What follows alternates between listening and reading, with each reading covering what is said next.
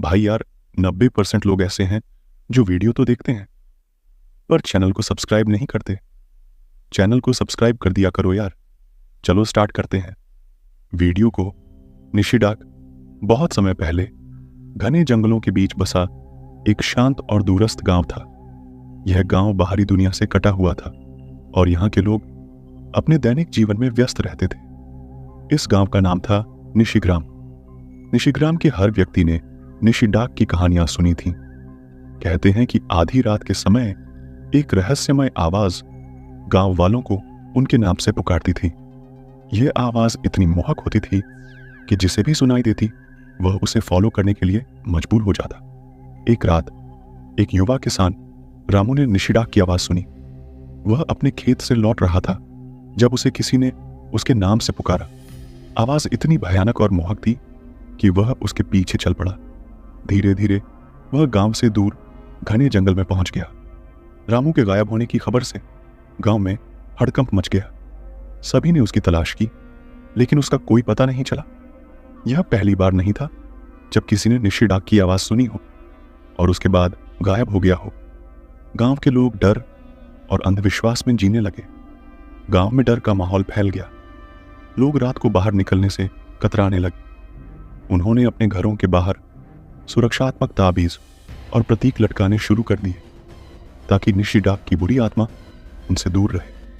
वहीं गांव में एक युवक रवि था जो इन अंधविश्वासों में विश्वास नहीं करता था। वह वैज्ञानिक दृष्टिकोण से सोचना पसंद करता था और उसने तय किया कि वह निशिडाक की सच्चाई का पता लगाएगा। रवि ने निशिडाक की सच्चाई जानने के लिए खुद जंगल में रात बिताने का फैसला किया।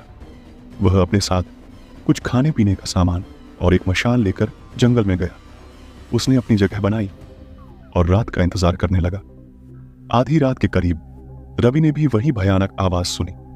वह डर गया लेकिन उसने हिम्मत नहीं हारी। उसने उस आवाज का पीछा किया और देखा कि एक छायादार आकृति उसकी ओर बढ़ रही है। वह आवाज उसके कानों में गूंज रही थी और उसे अपनी ओर खींच रही थी। रवि ने देखा कि वह आकृति एक दुष्ट आत्मा थी जो लोगों को अपनी ओर खींचकर मार देती थी। उसने तुरंत वहां से भागने की कोशिश की लेकिन वह आत्मा उसका पीछा करने लगी। रवि को समझ आ गया कि निशिडाक सिर्फ एक कहानी नहीं बल्कि सच्चाई है। रवि ने अपनी जान की बाजी लगाकर जंगल से बाहर निकलने का प्रयास किया। उसने तेजी से दौड़ते हुए गांव की ओर भागना शुरू किया। आत्मा उसके पीछे थी लेकिन रवि ने हिम्मत नहीं हारी और आखिरकार गांव पहुंच गया।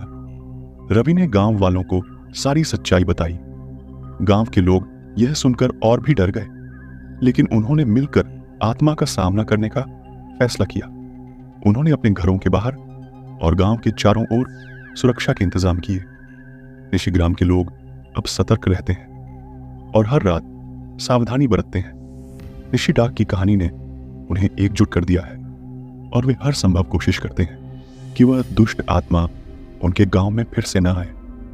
हालांकि निशिडाक का डर अब भी उनके दिलों में बसा हुआ है।